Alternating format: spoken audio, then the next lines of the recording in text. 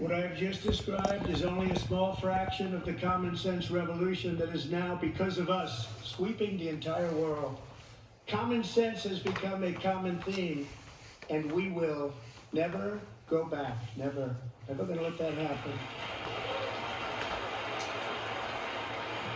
Among my very highest priorities is to rescue our economy and get dramatic and immediate relief to working families.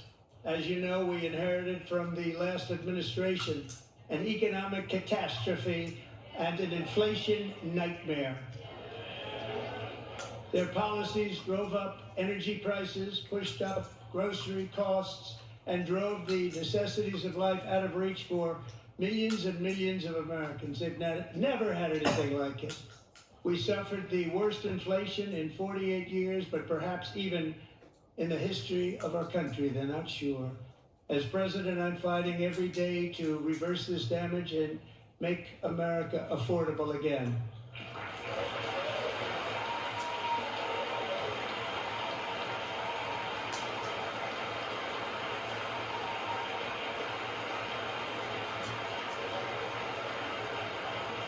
Joe Biden especially let the price of eggs get out of control. The egg price is out of control, and we're working hard to get it back down. Secretary, do a good job on that. You inherited a total mess from the previous administration. Do a good job.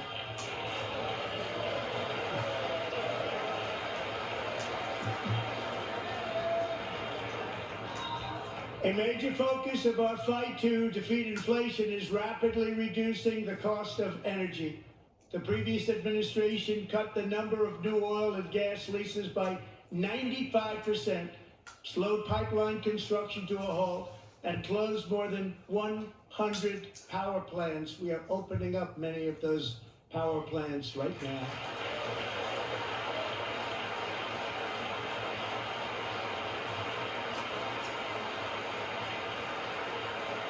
And frankly, we have never seen anything like it. That's why on my first day in office, I declared a national energy emergency. As you've heard me say many times, we have more liquid gold under our feet than any nation on earth, and by far. And now I fully authorize the most talented team ever assembled to go and get it. It's called Drill, Baby, Drill.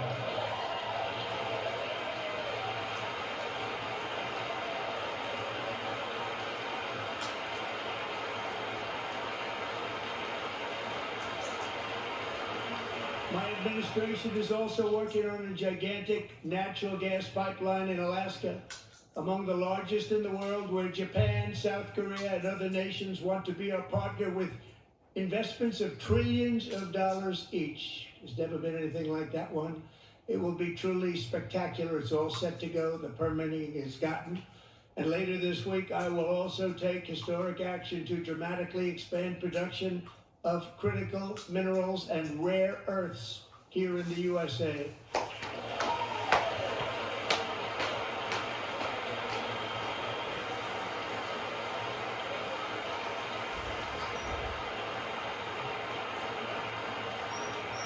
To further combat inflation, we will not only be reducing the cost of energy, but will be ending the flagrant waste of taxpayer dollars.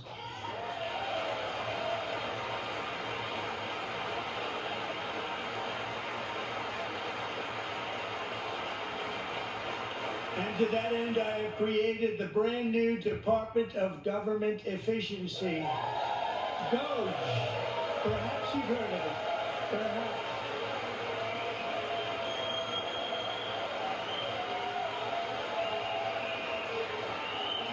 Which is headed by Elon Musk, who is in the gallery tonight.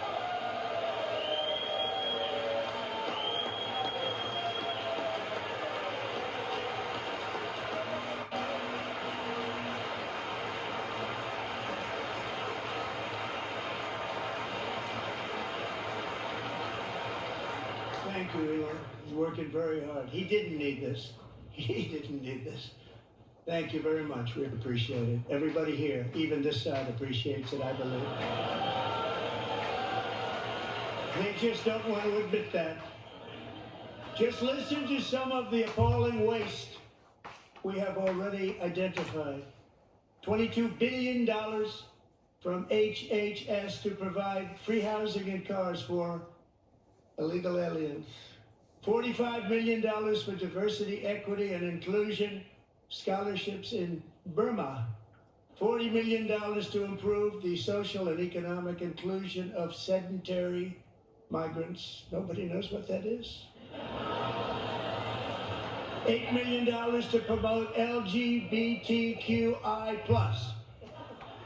in the African nation of Lesotho, which nobody has ever heard of.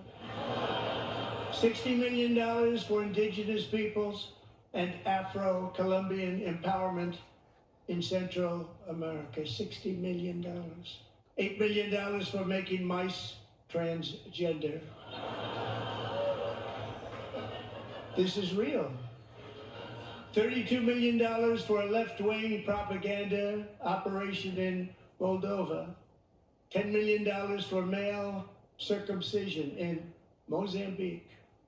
$20 million for the Arab Sesame Street in the Middle East. It's a program. $20 million for a program. $1.9 billion to recently created Decarbonization of Homes Committee, headed up, and we know she's involved. Just at the last moment, the money was passed over by a woman named Stacey Abrams. Have you ever heard of her? A $3.5 million consulting contract for lavish fish monitoring. $1.5 billion for voter confidence in Liberia. $14 million for social cohesion in Mali. $59 million for illegal alien hotel rooms in New York City. He's a real estate developer. He's done very well. $250,000 to increase vegan local climate action innovation in Zambia. $42 million for social and behavior change in Uganda. $14 million for improving public procurement in Serbia. $47 million for improving learning outcomes in Asia. Asia's doing very well with learning. You know what we're doing. Should use it ourselves. $101 million for DEI contracts at the Department of Education. The most ever paid, nothing even like it. Under the Trump administration, all of these scams, and they're far worse, but I didn't think it was appropriate to talk about them. They're so bad. Many more have been found out and exposed and swiftly terminated by a group of very intelligent, mostly young people, headed up by Elon, and we appreciate it. We found hundreds of billions of dollars of fraud.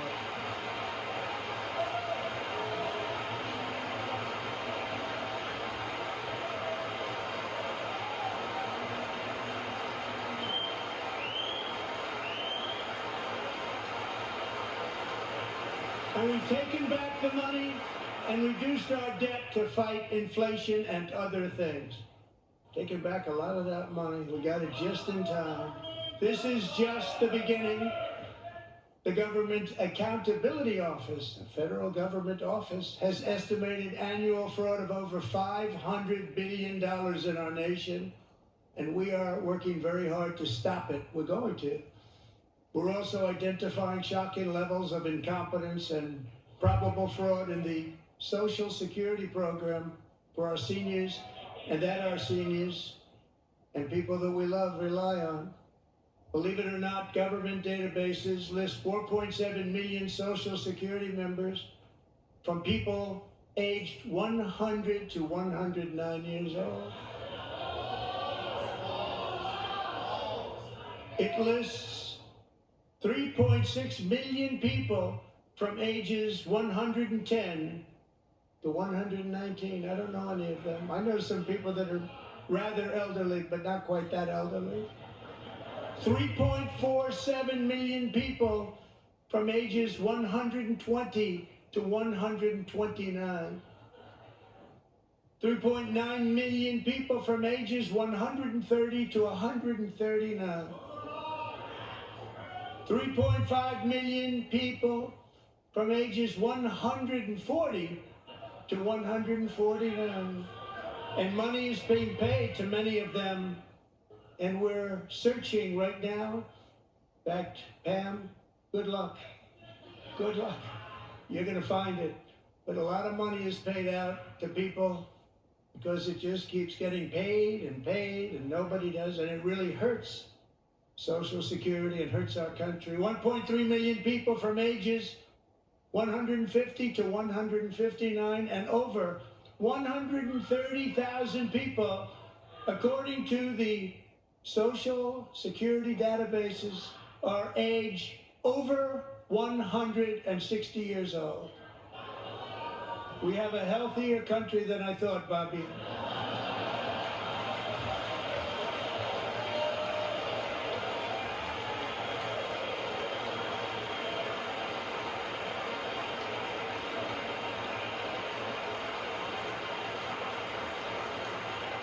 Including, to finish, 1,039 people between the ages of 220 and 229, one person between the age of 240 and 249, and one person is listed at 360 years of age. More than 100 years older than our country.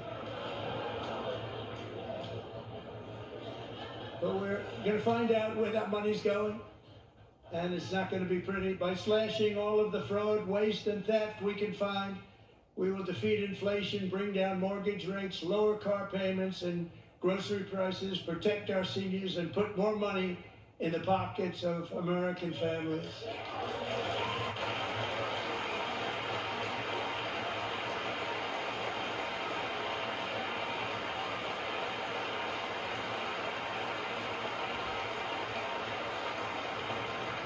And today, interest rates took a beautiful drop, big, beautiful drop. It's about time. And in the near future, I want to do what has not been done in 24 years, balance the federal budget. We're going to balance it.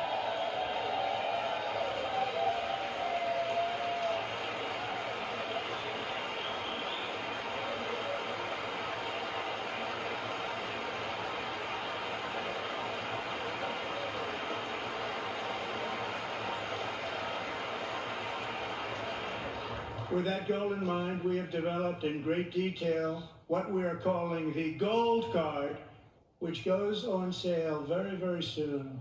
For $5 million, we will allow the most successful job-creating people from all over the world to buy a path to U.S. citizenship. It's like the green card, but better and more sophisticated. And these people will have to pay tax in our country.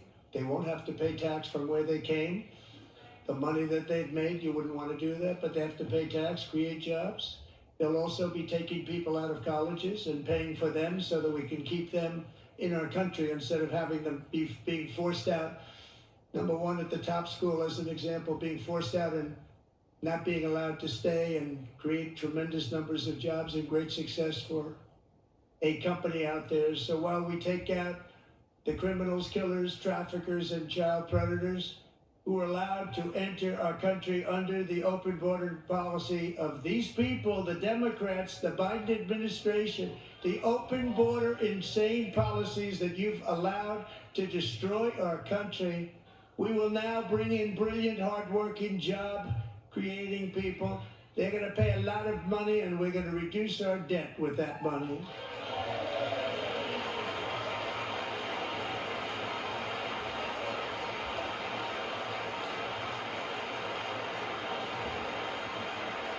Americans have given us a mandate for bold and profound change. For nearly 100 years, the federal bureaucracy has grown until it has crushed our freedoms, ballooned our deficits, and held back America's potential in every possible way. The nation founded by pioneers and risk takers now drowns under millions and millions of pages of regulations and debt. Approvals that should take 10 days to get instead take 10 years, 15 years, and even 20 years before you reject it. Meanwhile, we have hundreds of thousands of federal workers who have not been showing up to work. My administration will reclaim power from this unaccountable bureaucracy, and we will restore true democracy to America again.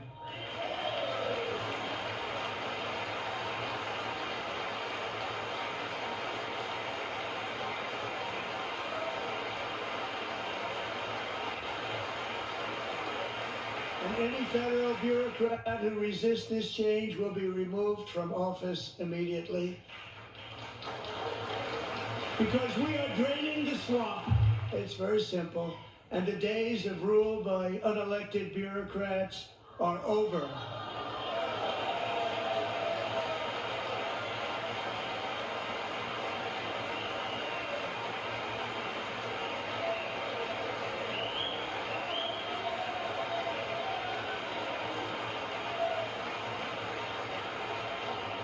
And the next phase of our plan to deliver the greatest economy in history is for this Congress to pass tax cuts for everybody. They're in there, they're waiting for you to vote.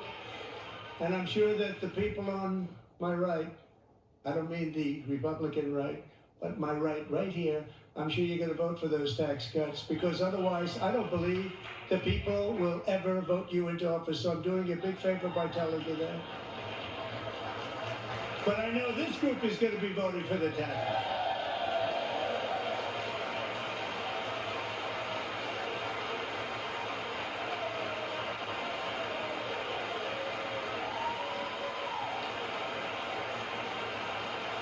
Thank you.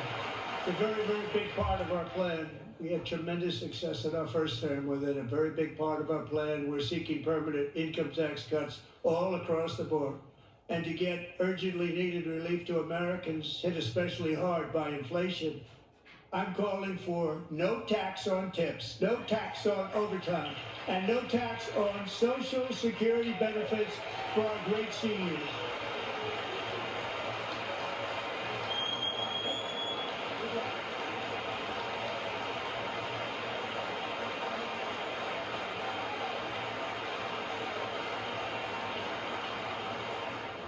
And I also want to make interest payments on car loans tax deductible, but only if the car is made in America.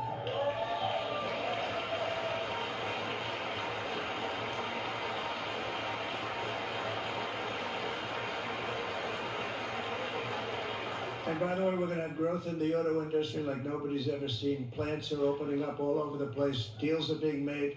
Never seen. That's a combination of the election win and tariffs. It's a beautiful word, isn't it? That, along with our other policies, will allow our auto industry to absolutely boom. It's going to boom. I spoke to the majors today, all three, the top people, and they're so excited. In fact, already numerous car companies have announced that they will be building massive automobile plants in America, with Honda just announcing a new plant in Indiana, one of the largest anywhere in the world.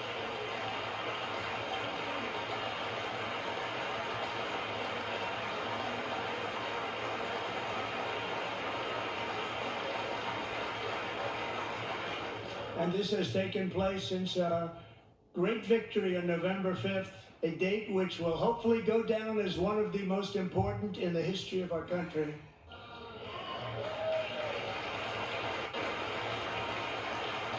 In addition, as part of our tax cuts, we want to cut taxes on domestic production and all manufacturing. And just as we did before, we will provide 100% expensing. It will be retroactive to January 20th, 2025. And it was one of the main reasons why our tax cuts were so successful in our first term, giving us the most successful economy in the history of our country. First term. We had a great first term.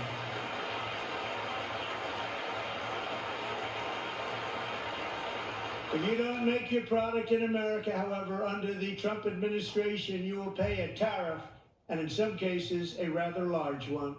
Other countries have used tariffs against us for decades, and now it's our turn to start using them against those other countries. On average, the European Union, China, Brazil, India, Mexico, and Canada, have you heard of them? And countless other nations charge us tremendously higher tariffs than we charge them. It's very unfair. India charges us auto tariffs higher than 100%. China's average tariff on our products is twice what we charge them. And South Korea's average tariff is 4 times higher. Think of that, 4 times higher. And we give so much help militarily and in so many other ways to South Korea, but that's what happens. This is happening by friend and foe. This system is not fair to the United States and never was, and so on April 2nd, I wanted to make it April 1st, but I didn't want to be accused of April Fool's Day. That's not, just one day was cost us a lot of money. But we're going to do it in April. I'm a very superstitious person. April 2nd, reciprocal tariffs kick in. And whatever they tariff us, other countries, we will tariff them. That's reciprocal, back and forth. Whatever they tax us, we will tax them. If they do non-monetary tariffs to keep us out of their market, then we will do non-monetary barriers to keep them out of our market. There's a lot of that, too. They don't even allow us in their market. We will take in trillions and trillions of dollars and create jobs like we have never seen before. I did it with China and I did it with others, and the Biden administration couldn't do anything about it because there was so much money they couldn't do anything about it.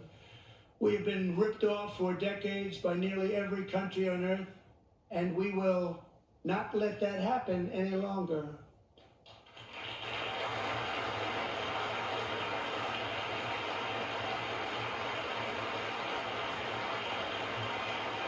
Much has been said over the last 3 months about Mexico and Canada, but we have very large deficits with both of them. But even more importantly, they've allowed fentanyl to come into our country at levels never seen before, killing hundreds of thousands of our citizens and many very young, beautiful people, destroying families.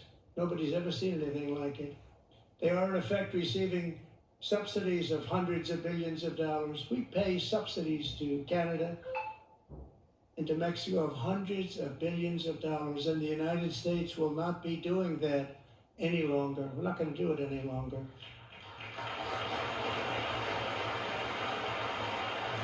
Thanks to our America First policies we're putting into place, we have had $1.7 trillion of new investment in America in just the past few weeks. The combination of the election and our economic policies that people of SoftBank, one of the most brilliant anywhere in the world, announced a $200 billion investment. OpenAI and Oracle, Larry Ellison, announced $500 billion investment, which they wouldn't have done if Kamala had won. Apple announced $500 billion investment. Tim Cook called me. He said, I cannot spend it fast enough. It's going to be much higher than that, I believe. They'll be building their plants here instead of in China. And just yesterday, Taiwan Semiconductor, the biggest in the world, most powerful in the world, has a tremendous amount, 97% of the market, announced a $165 billion investment to build the most powerful chips on earth right here in the USA.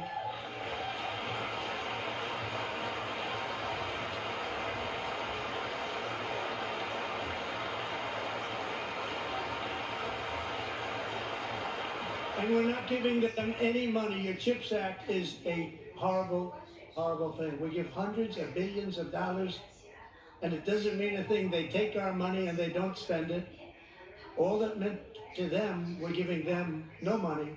All that was important to them was they didn't want to pay the tariffs, so they came and they're building, and many other companies are coming. We don't have to give them money. We just want to protect our businesses and our people. and they will come because they won't have to pay tariffs if they build in America. So it's very amazing. You should get rid of the CHIP Act, and whatever's left over, Mr. Speaker, you should use it to reduce debt or any other reason you want to.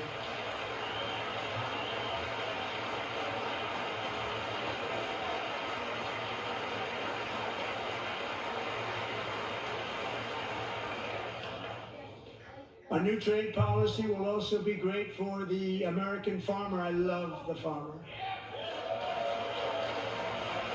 We will now be selling into our home market, the USA, because nobody is going to be able to compete with you. Because there's goods that come in from other countries and companies, they're really in a bad position in so many different ways. They're uninspected. They may be very dirty and disgusting, and they come in and they pour in, and they hurt our American farmers. The tariffs will go on agricultural product coming into America, and our farmers, starting on April 2nd, it may be a little bit of an adjustment period. We had that before when I made the deal with China, $50 billion of purchases, and I said, just bear with me, and they did. They did. Probably have to bear with me again, and this will be even better. That was great. The problem with it was that Biden didn't enforce it. He didn't enforce it. $50 billion of purchases, and we were doing great, but Biden did not enforce it, and it hurt our farmers. But our farmers are going to have a field day right now. So to our farmers, have a lot of fun. I love you too. I love you too. All going to happen.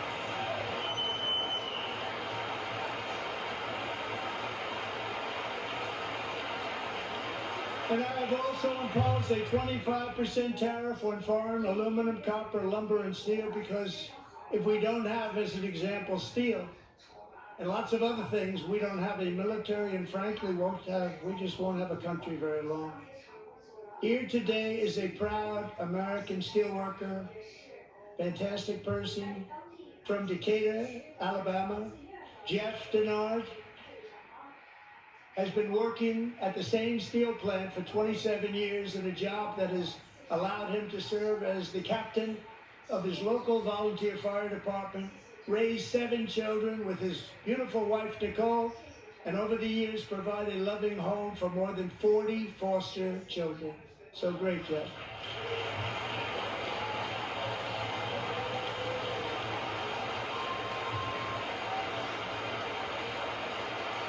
Thank you, Jeff. Thank you, Jeff.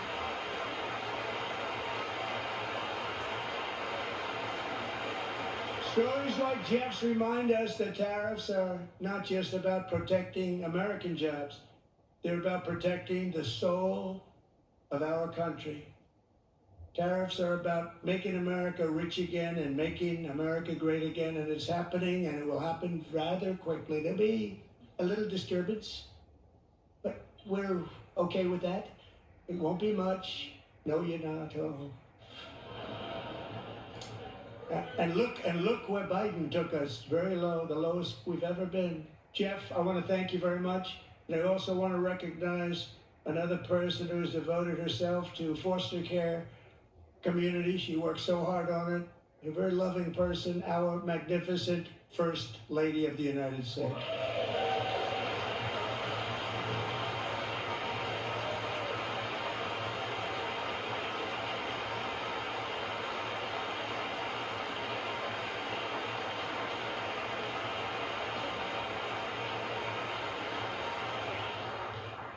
Melania's work has yielded incredible results, helping prepare our nation's future leaders as they enter the workforce. Our First Lady is joined by 2 impressive young women, very impressive. Haley Ferguson, who benefited from the First Lady's Fostering the Future initiative and is poised to complete her education and become a teacher. And Elliston Berry, who became a victim of an illicit deepfake image produced by a peer. With Elliston's help, the Senate just passed the Take It Down Act, and this is so important. Thank you very much, John. John, thank you. Stand up, John. Thank you, John.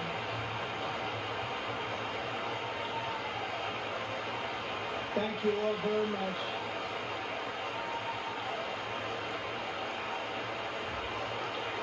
Thank you. And thank you to John Thune and the Senate. Great job. To criminalize the publication of such images online is terrible, terrible thing. And once it passes the House, I look forward to signing that bill into law. Thank you. And I'm going to use that bill for myself, too, if you don't mind. Because nobody gets treated worse than I do online. Nobody. That's great. Thank you very much to the Senate. Thank you. But if we truly care about protecting Americans' children, no step is more crucial than securing America's borders. Over the past 4 years, 21 million people poured into the United States. Many of them were murderers, human traffickers, gang members, and other criminals from the streets of dangerous cities all throughout the world. Because of Joe Biden's insane and very dangerous open border policies, they are now strongly embedded in our country, but we are getting them out and getting them out fast.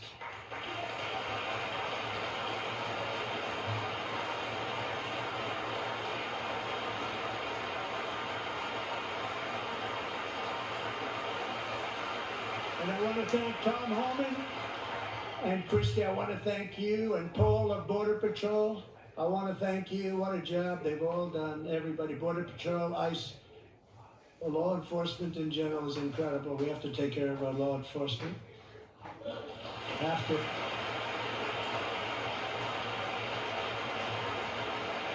Last year,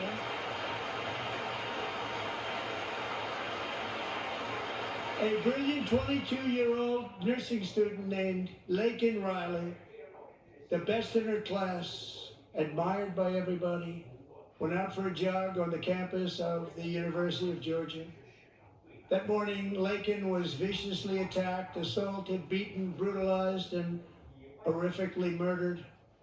Laken was stolen from us by a savage illegal alien gang member who was arrested while trespassing across Biden's open southern border and then set loose into the United States under the heartless policies of that failed administration. It was indeed a failed administration.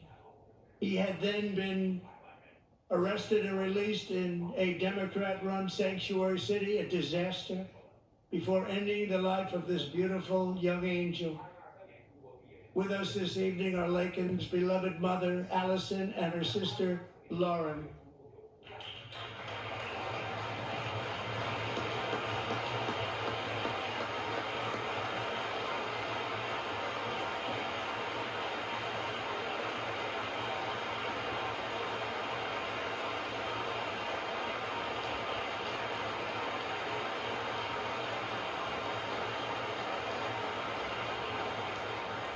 Last year, I told Laken's grieving parents that we would ensure their daughter would not have died in vain.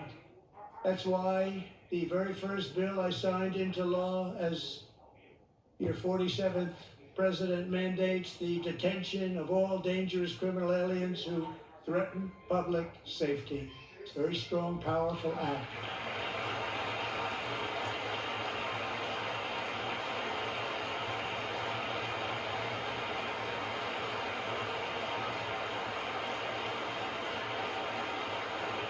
It's called the Laken-Riley Act. So Allison and Lauren, America will never, ever forget our beautiful Laken Hope Riley.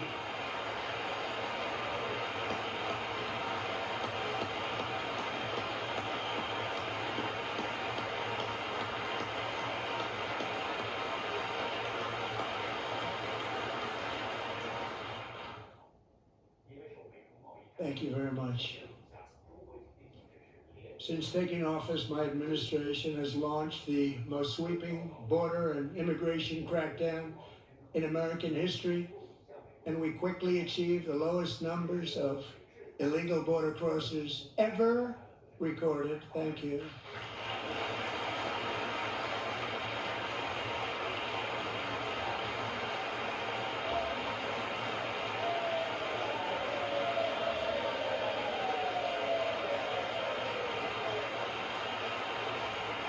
The media and our friends in the Democrat Party kept saying we needed new legislation, we must have legislation to secure the border. But it turned out that all we really needed was a new president.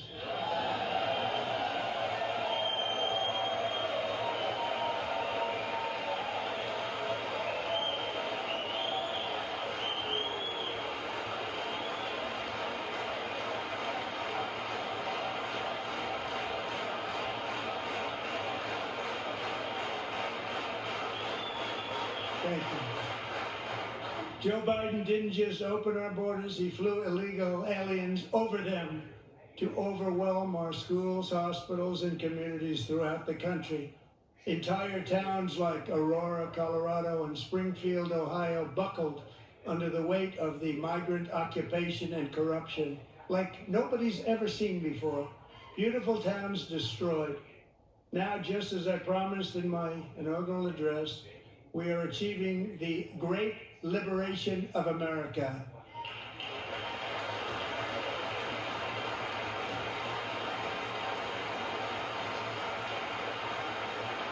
But there still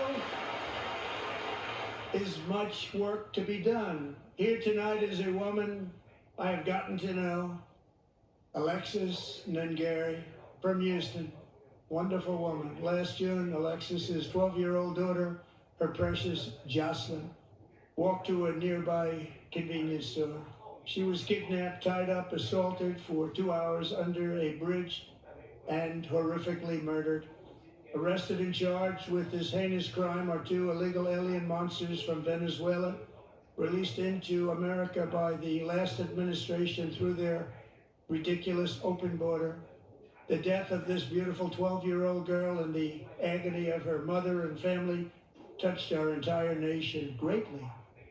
Alexis, I promised that we would always remember your daughter, your magnificent daughter, and earlier tonight I signed an order keeping my word to you. One thing I have learned about Jocelyn is that she loved animals so much, she loved nature. Across Galveston Bay, from where Jocelyn lived in Houston, you will find a magnificent national wildlife refuge, a pristine, peaceful, 34,000-acre sanctuary for all of God's creatures on the edge of the Gulf of America. Alexis, moments ago, I formally renamed that refuge in loving memory of your beautiful daughter, Jocelyn. So, Mr. Vice President, if you would, may I have the order?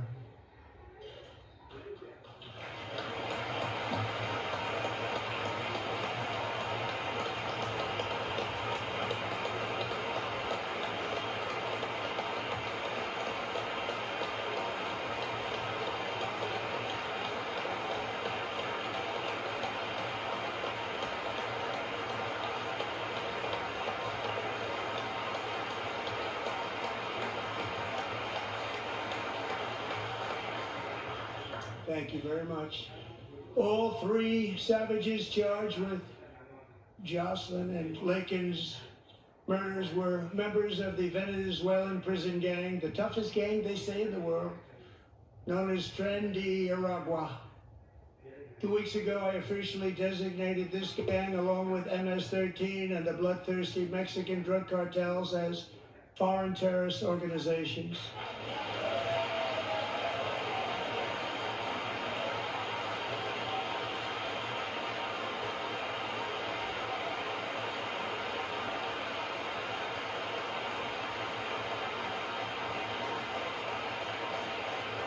They are now officially in the same category as ISIS, and that's not good for them. Countless thousands of these terrorists were welcomed into the U.S. by the Biden administration. But now every last one will be rounded up and forcibly removed from our country, or, if they're too dangerous, put in jails, standing trial in this country, because we don't want them to come back ever. With us this evening is a warrior on the front lines of that battle, Border Patrol Agent Roberto Ortiz. Great guy.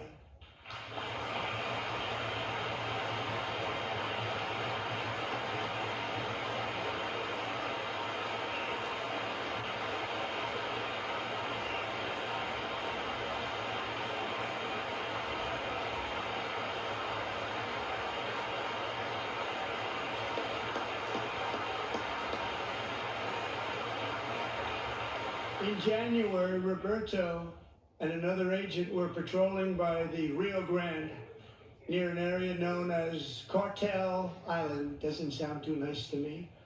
When heavily armed gunmen started shooting at them, Roberto saw that his partner was totally exposed, at great danger, and he leapt into action, returning fire and providing crucial seconds for his fellow agent to seek safety, just barely.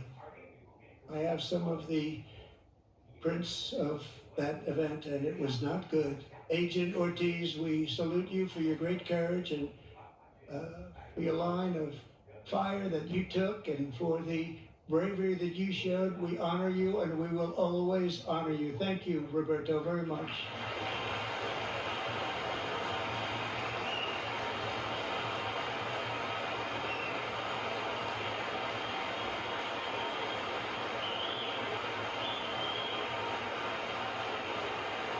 Thank you, Roberto. And I actually got to know him on my many calls to the border. He's a great gentleman. The territory to the immediate south of our border is now dominated entirely by criminal cartels that murder, rape, torture, and exercise total control. They have total control over a whole nation, posing a grave threat to our national security. The cartels are waging war on America, and it's time for America to wage war on the cartels, which we are doing.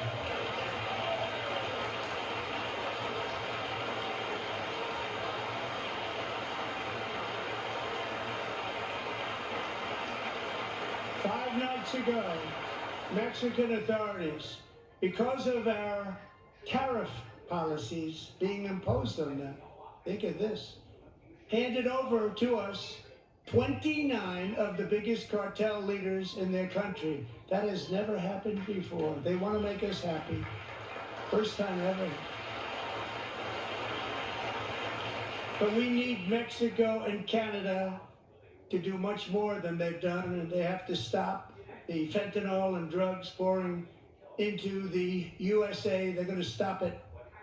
I have sent Congress a detailed funding request laying out exactly how we will eliminate these threats to protect our homeland and complete the largest deportation operation in American history, larger even than current record holder President Dwight D. Eisenhower, a moderate man, but someone who believed very strongly in borders. Americans expect Congress to send me this funding without delay so I can sign it into law. So, Mr. Speaker, John Thune, both of you, I hope you're going to be able to do that, Mr. Speaker. Thank you. Mr. Leader, thank you. Thank you very much. And let's get it to me. I'll sign it so fast, you won't even believe it.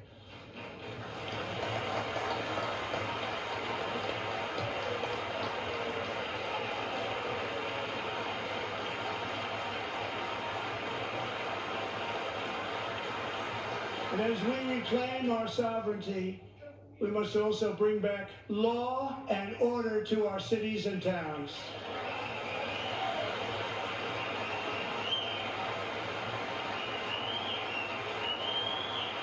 In recent years, our justice system has been turned upside down by radical left lunatics. Many jurisdictions virtually ceased enforcing the law against dangerous repeat offenders while weaponizing law enforcement against political opponents like me. My administration has acted swiftly and decisively to restore fair, equal, and impartial justice under the constitutional rule of law, starting at the FBI and the DOJ. Pam, good luck. Cash, wherever you may be, good luck. Good luck. Pam Bondi. Good luck. So important. Going to do a great job. Cash, thank you. Thank you, Cash.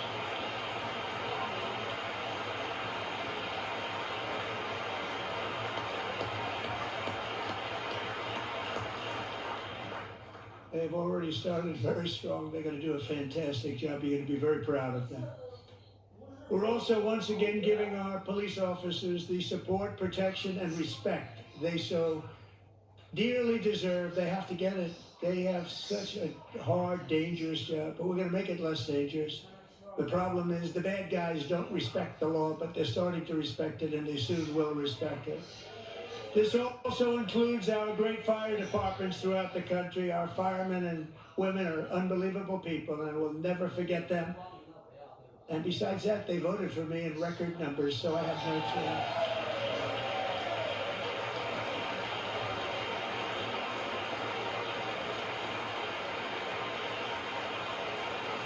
1 year ago this month, 31-year-old New York police officer Jonathan Diller, unbelievably wonderful person and a great officer, was gunned down at a traffic stop on Long Island. I went to his funeral. The vicious criminal charged with his murder had 21 prior arrests, and they were rough arrests, too. He was a real bad one. The thug in the seat next to him had 14 prior arrests and went by the name of Killer. He was Killer. He killed other people, they say, a lot of them. I attended Officer Diller's service, and when I met his wife and 1-year-old son, Ryan, it was very inspirational, actually. His widow's name is Stephanie, and she is here tonight. Stephanie, thank you very much, Stephanie. Thank you very much.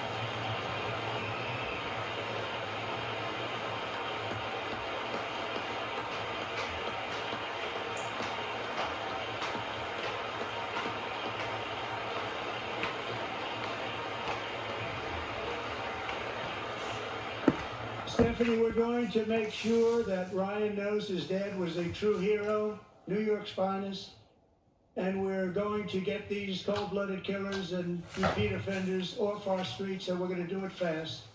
Got to stop it. They get out with 28 arrests. They push people into subway trains. They hit people over the head, back of the head with baseball bats. We got to get them out of here. I've already signed an executive order requiring a mandatory death penalty for anyone who murders a police officer. And tonight I'm asking Congress to pass that policy into permanent law.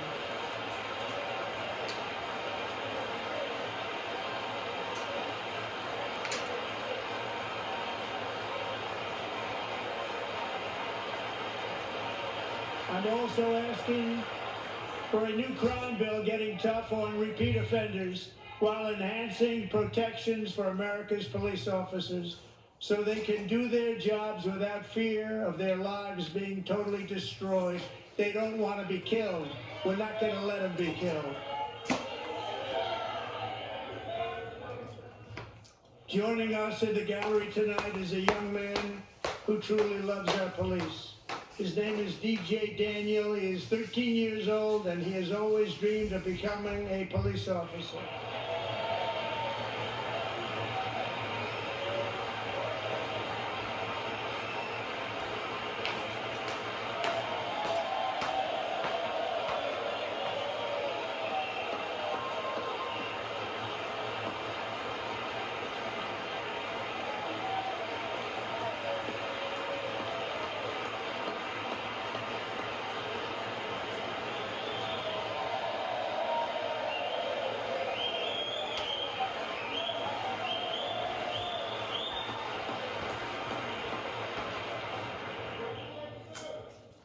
But in 2018, DJ was diagnosed with brain cancer.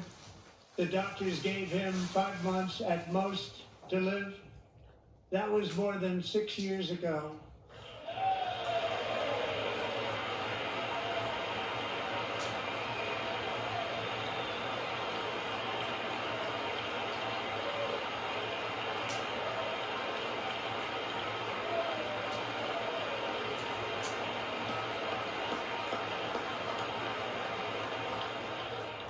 Since that time, DJ and his dad have been on a quest to make his dream come true, and DJ has been sworn in as an honorary law enforcement officer, actually a number of times. The police love him, the police departments love him. And tonight, DJ, we're going to do you the biggest honor of them all. I am asking our new Secret Service Director, Sean Curran, to officially make you an agent of the United States Secret Service.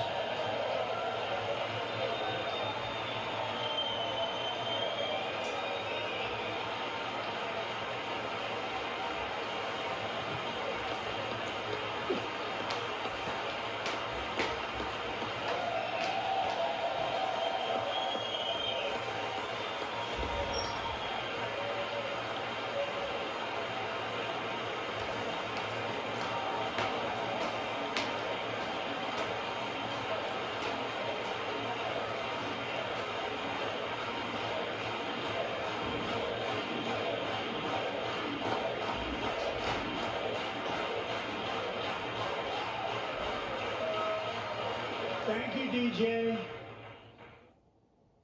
DJ's doctors believe his cancer likely came from a chemical he was exposed to when he was younger. Since 1975, rates of child cancer have increased by more than 40%. Reversing this trend is one of the top priorities for our new presidential commission to make America healthy again, chaired by our new Secretary of Health and Human Services, Robert F. Kennedy, Jr.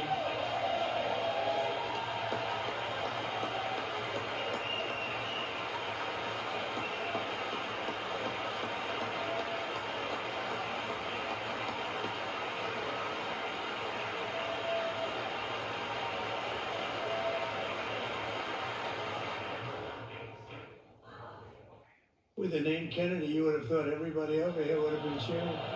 How quickly they forget. Our goal is to get toxins out of our environment, poisons out of our food supply, and keep our children healthy and strong. As an example, not long ago, and you can't even believe these numbers, 1 in 10,000 children had autism, 1 in 10,000. And now it's 1 in 36. There's something wrong, 1 in 36, think of that. So we're gonna find out what it is, and there's nobody better than Bobby and all of the people that are working with you. You have the best to figure out what is going on. Okay, Bobby, good luck. It's a very important job, thank you.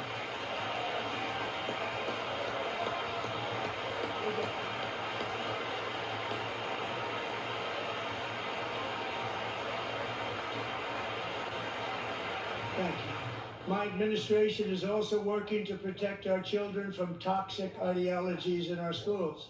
A few years ago, January, Little John and her husband discovered that their daughter's school had secretly socially transitioned their 13-year-old little girl.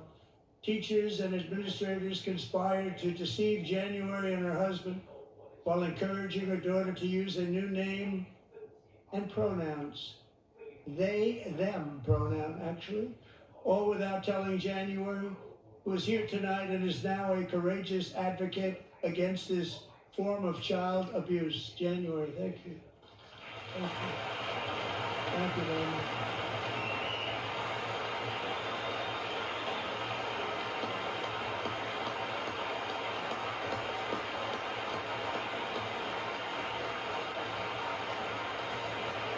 Thank you.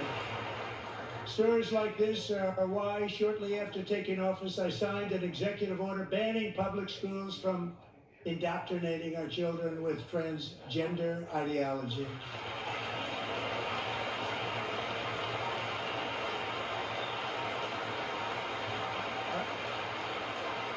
I also signed an order to cut off all taxpayer funding to any institution that engages in the sexual mutilation of our youth.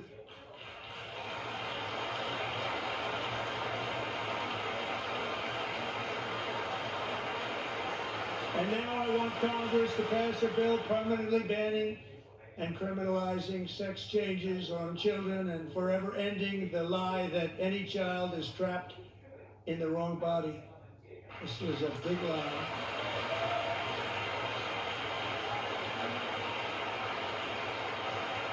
And our message to every child in America is that you are perfect exactly the way God made you.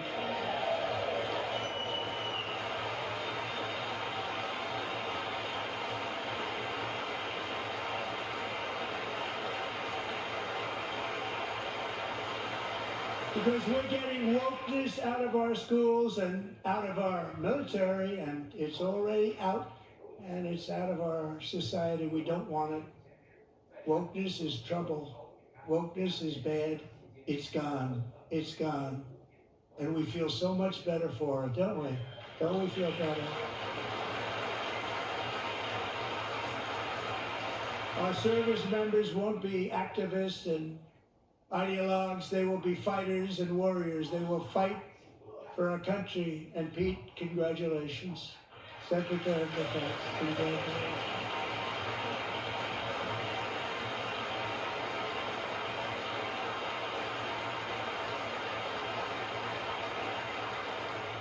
And he's not big into the woke movement, I can tell you.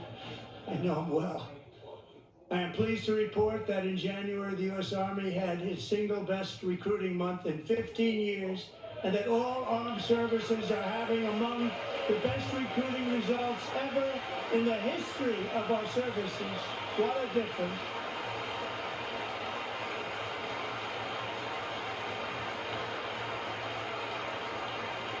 And you know, it was just a few months ago where the results were exactly the opposite. We couldn't recruit anywhere. We couldn't recruit. Now we're having the best results just about that we've ever had. What a tremendous turnaround. It's really a beautiful thing to see. People love our country again. It's very simple. They love our country and they love being in our military again. So it's a great thing, and thank you very much. Great job.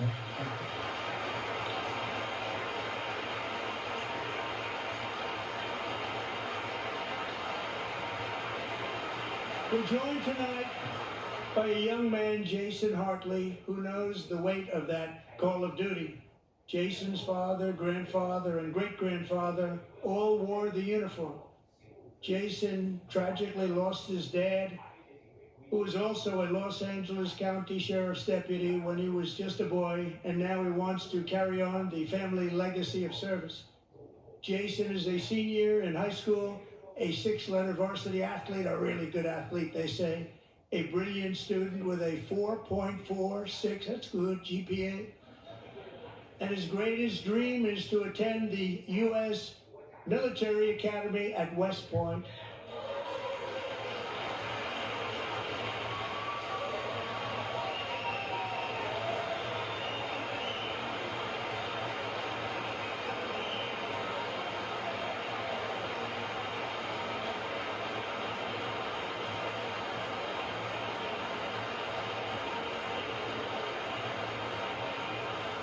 And Jason, that's a very big deal getting in. That's a hard one to get into. But I'm pleased to inform you that your application has been accepted.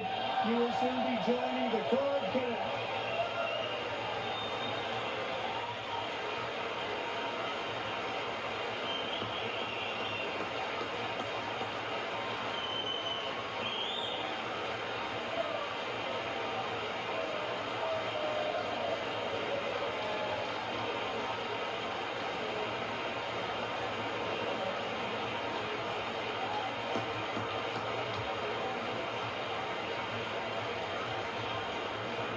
Thank you.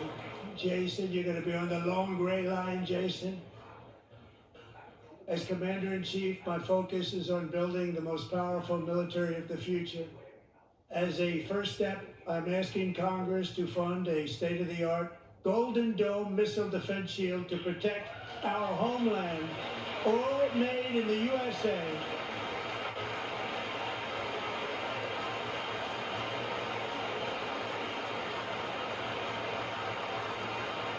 And Ronald Reagan wanted to do it long ago, but the technology just wasn't there, not even close. But now we have the technology. It's incredible, actually.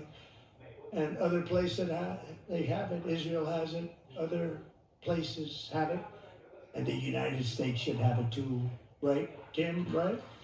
They should have it too. So I want to thank you. But it's a very, very important. This is a very dangerous world. We should have it. We want to be protected, and we're going to protect our citizens like never before.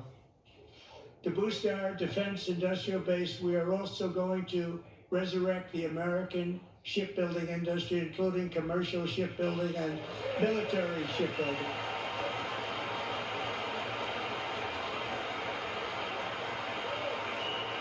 And for that purpose, I am announcing tonight that we will create a new Office of Shipbuilding in the White House and offer special tax incentives to bring this industry home to America where it belongs. We used to make so many ships.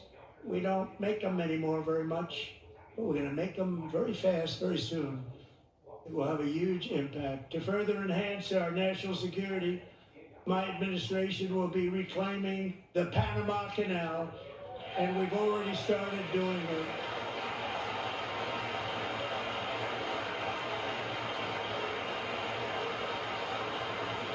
Just today, a large American company announced they are buying both ports around the Panama Canal and lots of other things having to do with the Panama Canal and a couple of other canals. The Panama Canal was built by Americans for Americans, not for others, but others could use it. But it was built at tremendous cost of American blood and treasure. 38,000 workers died building the Panama Canal. They died of malaria, they died of snake bites and mosquitoes. Not a nice place to work. They paid them very highly to go there, knowing there was a 25% chance that they would die. The most expensive project also that was ever built in our country's history, if you bring it up to modern day costs. It was given away by the Carter administration for $1. But that agreement has been violated very severely. We didn't give it to China. We gave it to Panama, and we're taking it back.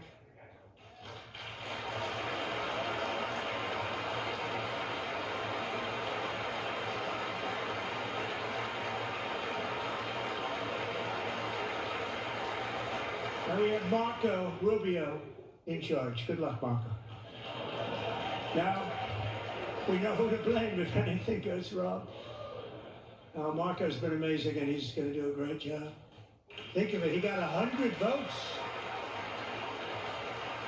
You know, he was approved with actually 99, but the 100th was this gentleman, and I feel very certain. So let's assume he got 100 votes, and I'm either very, very happy about that, or I'm very concerned about it. But he's already proven. I mean, he's a great gentleman. He's respected by everybody, and we appreciate you voting for Marco.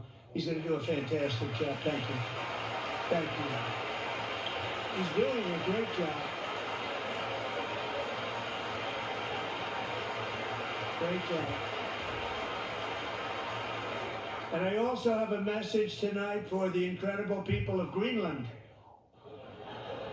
We strongly support your right to determine your own future. And if you choose, we welcome you into the United States of America. We need Greenland for national security and even international security, and we're working with everybody involved to try and get it. But we need it really for international world security, and I think we're going to get it. One way or the other, we're going to get it. We will keep you safe. We will make you rich, and together we will take Greenland to heights like you have never thought possible before.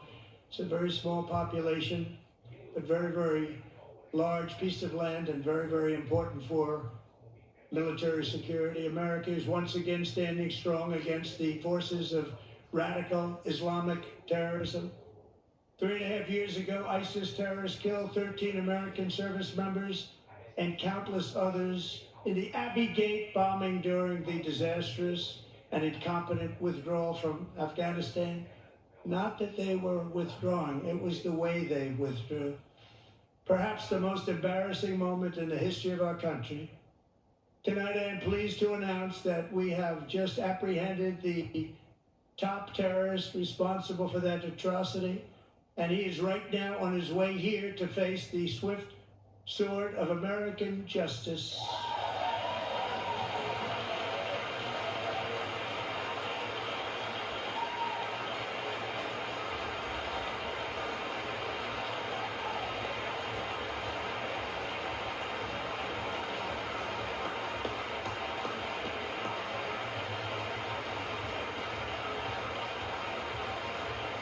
And I want to thank especially the government of Pakistan for helping arrest this monster. This was a very momentous day for those 13 families who I actually got to know very well, most of them, whose children were murdered, and the many people that were so badly, over 42 people, so badly injured on that fateful day in Afghanistan. What a horrible day. Such incompetence was shown. That when Putin saw what happened, I guess he said, wow, maybe this is my chance. That's how bad it was. Should have never happened. Grossly incompetent people. I spoke to many of the parents and loved ones, and they're all in our hearts tonight. Just spoke to them on the phone. We had a big call. Every one of them called, and everybody was on the line, and they did nothing but cry with happiness. They were very happy, as happy as you can be under those circumstances. Their child, brother, sister, son, daughter was killed for no reason whatsoever. In the Middle East, we're bringing back our hostages from Gaza. In my first term, we achieved one of the most groundbreaking peace agreements in generations, the Abraham Accords.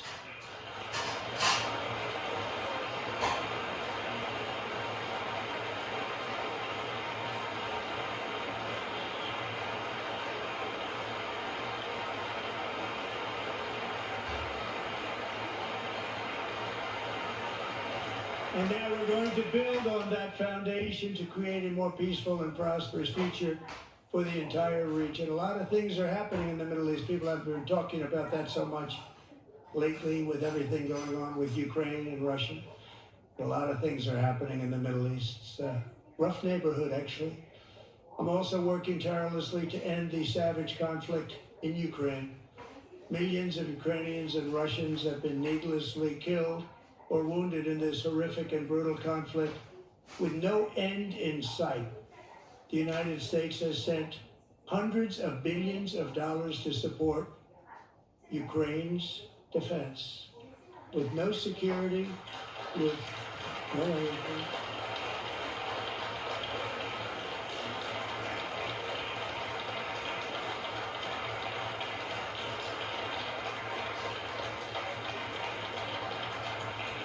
Do you want to keep it going for another 5 years? Yeah, you would say Pocahontas says yes.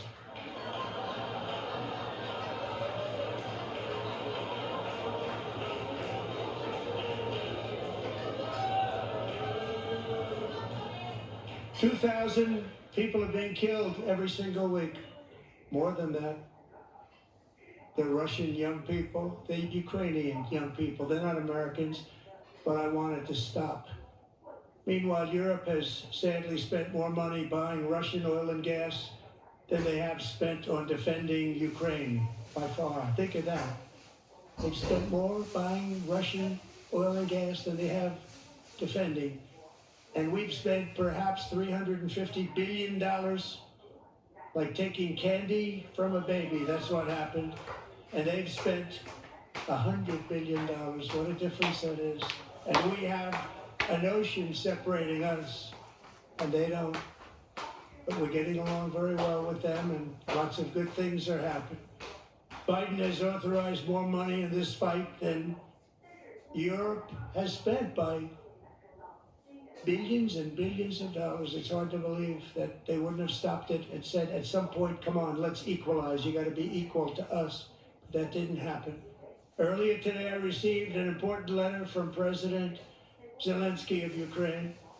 The letter reads, Ukraine is ready to come to the negotiating table as soon as possible to bring lasting peace closer. Nobody wants peace more than the Ukrainians, he said.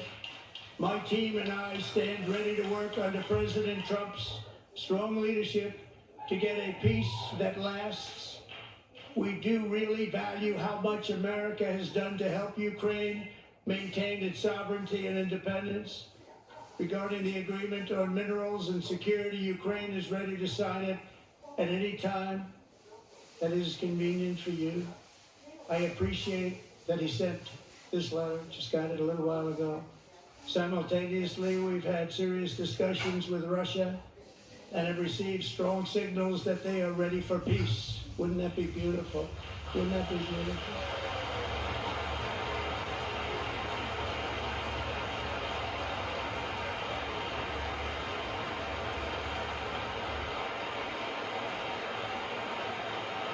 Wouldn't that be beautiful?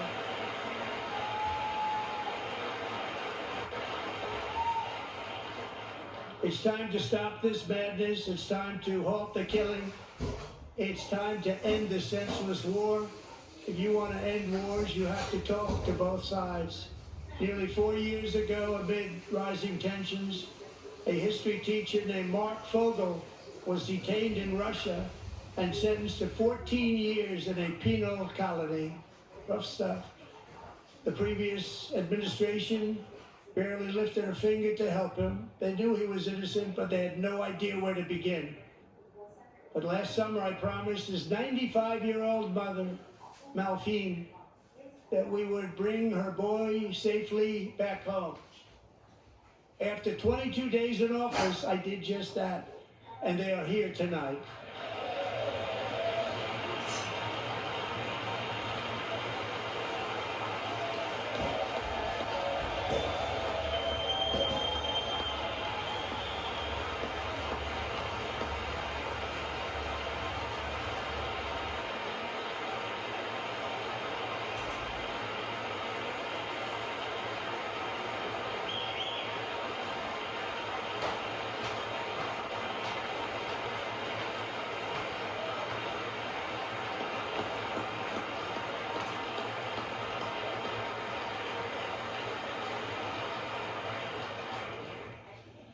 To Mark and his great mom, we are delighted to have you safe and sound and with us.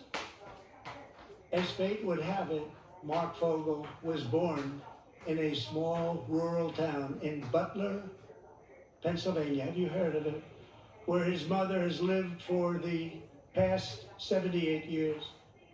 I just happened to go there last July 13th for a rally. That was not pleasant. And that is where I met his beautiful mom right before I walked onto that stage. And I told her I would not forget what she said about her son. And I never did I? Never forgot. Less than 10 minutes later, at that same rally, gunfire rang out, and a sick and deranged assassin unloaded 8 bullets from his sniper's perch into a crowd of many thousands of people. My life was saved by a fraction of an inch, but some were not so lucky. Corey Comparator was a firefighter, a veteran, a Christian, a husband, a devoted father, and above all, a protector. When the sound of gunshots pierced the air, it was a horrible sound. Corey knew instantly what it was and what to do. He threw himself on top of his wife and daughters and shielded them from the bullets with his own body. Corey was hit really hard. You know the story from there. He sacrificed his life to save theirs. 2 others, very fine people, were also seriously hit. But thankfully, with the help of 2 great country doctors, he thought they were gone and they were saved. So those doctors had great talent. We're joined by Corey's wife, Helen, who was his high school sweetheart, and their 2 beloved daughters, Allison and Kaylee. Thank you.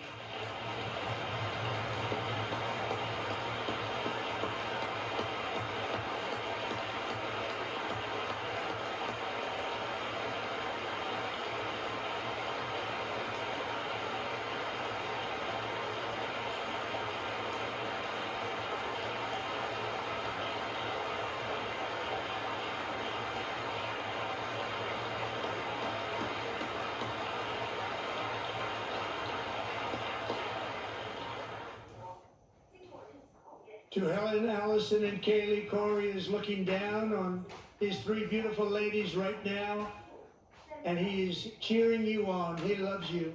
We're just cheering you on. Corey was taken from us much too soon, but his destiny was to leave us all with a shining example of the selfless devotion of a true American patriot. It was love like Corey's that built our country, and it's love like Corey's that is going to make our country more majestic than ever before. I believe that my life was saved that day in Butler for a very good reason. I was saved by God to make America great again. I believe that. Thank you.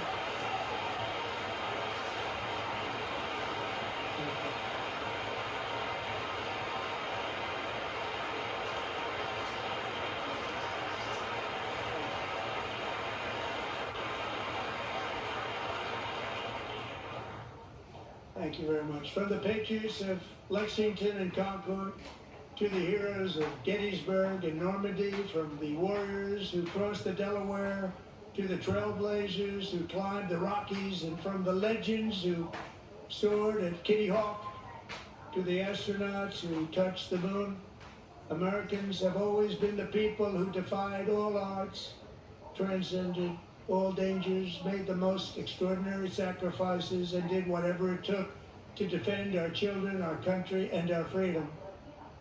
And as we have seen in this chamber tonight, that same strength, faith, love, and spirit is still alive and thriving in the hearts of the American people.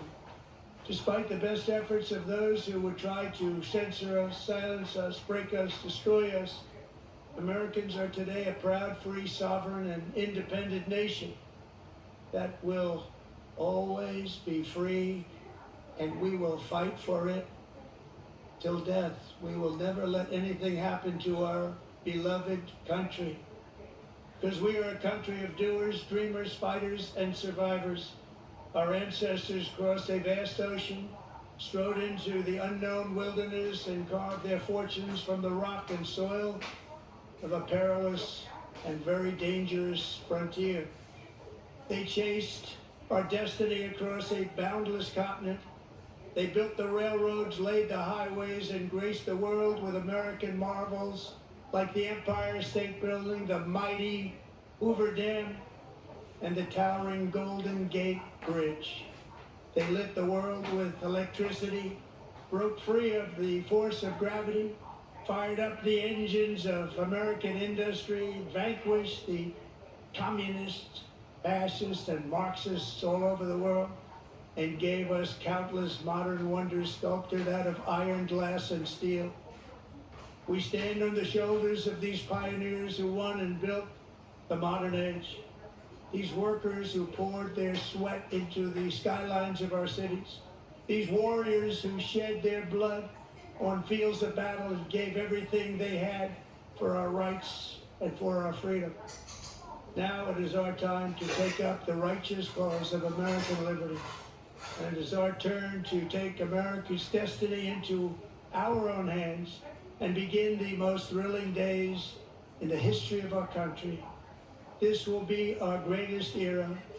With God's help, over the next 4 years, we are going to lead this nation even higher, and we are going to forge the freest, most advanced, most dynamic, and most dominant civilization ever to exist on the face of this earth.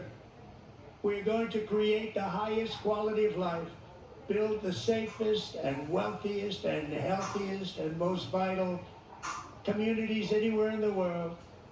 We are going to conquer the vast frontiers of science, and we're going to lead humanity into space and plant the American flag on the planet Mars and even far beyond.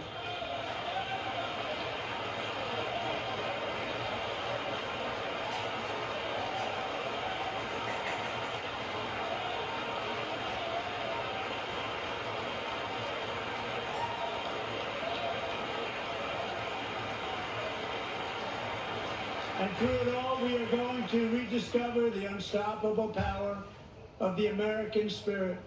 And we are going to renew unlimited promise of the American dream. Every single day we will stand up and we will fight, fight, fight for the country our citizens believe in and for the country our people deserve.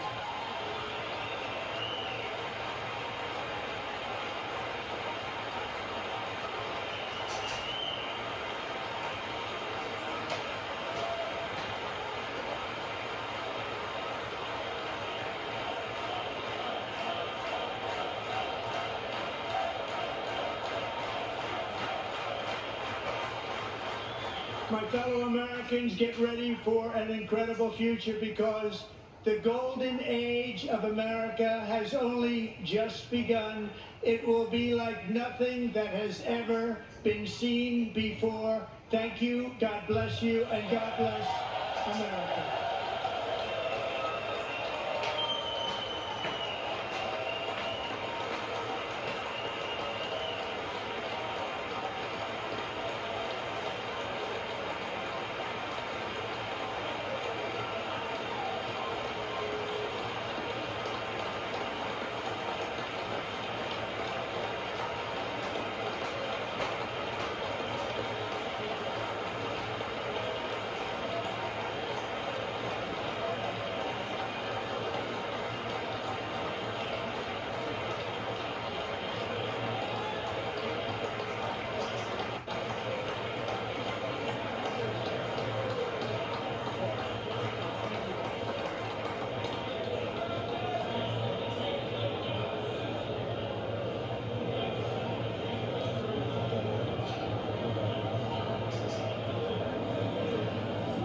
Thank you very much. Great job. Good on. All right, there you have it. Andrew Kraft here now in the anchor chair with some of the recap of what we just heard for a little over an hour and 40 minutes. President Trump touching on so many key focal points that you have heard him discuss throughout the last 43 days, including tariffs, including the illegal immigration crisis, including crime, including the wars between Israel and Hamas and Russia and Ukraine, and so many of these issues that we